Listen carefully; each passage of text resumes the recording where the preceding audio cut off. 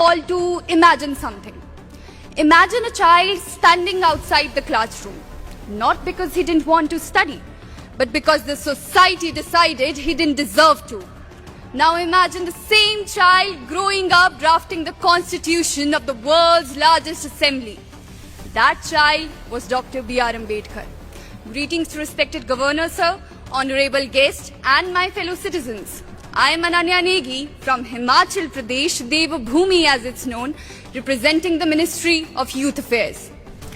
Dr. B.R. Ambedkar ji once said, "The Constitution is not a mere law's document.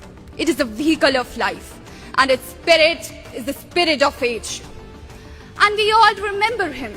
But remembrance is easy, understanding is difficult. Because if we truly understood him, we wouldn't reduce his legacy to just one day. We proudly say he gave us the Constitution, he gave us the democracy, he gave us the fundamental rights. But do we remember that he fought against a system that denied him dignity, denied him water, denied him education? And still he chose to build a nation where people would live with dignity. उन्होंने केवल संविधान नहीं लिखा, उन्होंने एक ऐसे राष्ट्र की परिकल्पना की जहां सम्मानता केवल शब्द नहीं एक वास्तविकता हो.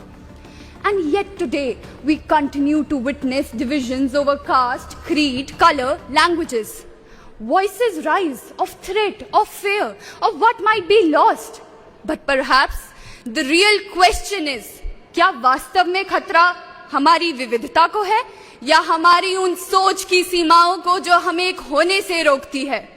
Our Constitution, written by Baba Sahib, did not give us 100 different identities, ladies and gentlemen. It gave us one. It begins with the three immortal words.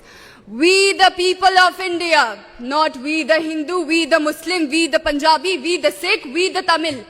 We the people of India. So today, standing here in the Parliament of India, I don't just see a nation shaped by history, ladies and gentlemen. I see a nation shaped by vision. A vision that Dr. B.R. Ambedkar gave to all of us.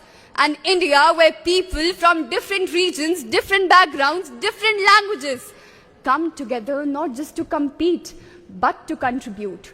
Not just to coexist, but to stand for something larger than themselves.